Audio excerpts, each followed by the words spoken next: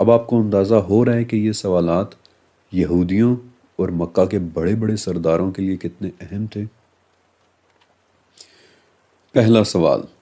اس شخص کے بارے میں بتائیں کہ جس نے مشرق و مغرب کا سفر کیا تھا۔ دوسرا سوال، ان لوگوں کے بارے میں بتائیں کہ جو لاپتہ ہو گئے تھے۔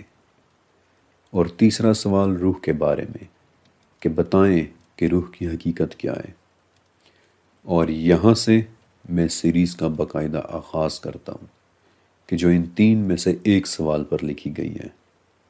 اس شخص کے متعلق کہ جس نے مشرق اور مغرب کا سفر کیا تھا،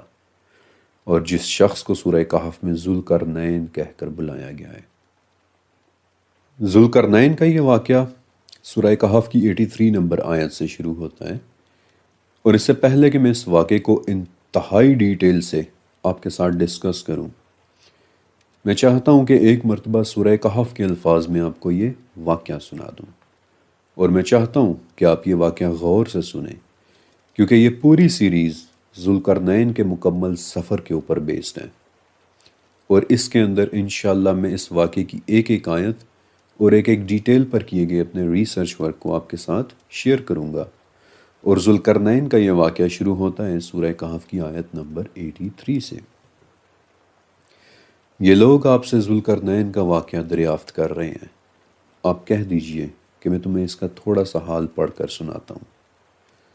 ہم نے اسے زمین میں قوت عطا کی تھی اور ہر چیز کے اسے اسباب بھی دے دیے تھے۔ وہ ایک راستے پر ہوا یہاں تک کہ سورج غروب ہونے کی جگہ پہنچ گیا، اور دیکھا کہ وہ کالے کیچڑ کے چشمے میں غروب ہو رہا ہے، اور اس کے قریب اس نے ایک قوم کو دیکھا۔ ہم نے ذوالقرنین کو کہا کہ چاہے تو انہیں عذاب دے، یا چاہے تو ان کے بارے میں کوئی بہترین روش اختیار کر۔ اس نے کہا کہ جو بھی غلط کرے گا اسے ہم سزا دیں گے، اور پھر وہ اپنے رب کی طرف واپس چلا جائے گا اور وہ بھی اسے عذاب دے گا، اور جو ایمان لائے اور نیک عمل کرے وہ بہترین انعام پائیں گے، اور ہم اسے آسانی کا بھی حکم دیں گے۔ پھر وہ ایک اور راستے پر ہو لیا، حتیٰ کہ جب سورج نکلنے کی جگہ پر پہنچا تو دیکھا کہ وہ ایک ایسی قوم پر نکل رہا ہے کہ ان دونوں کے درمیان ہم نے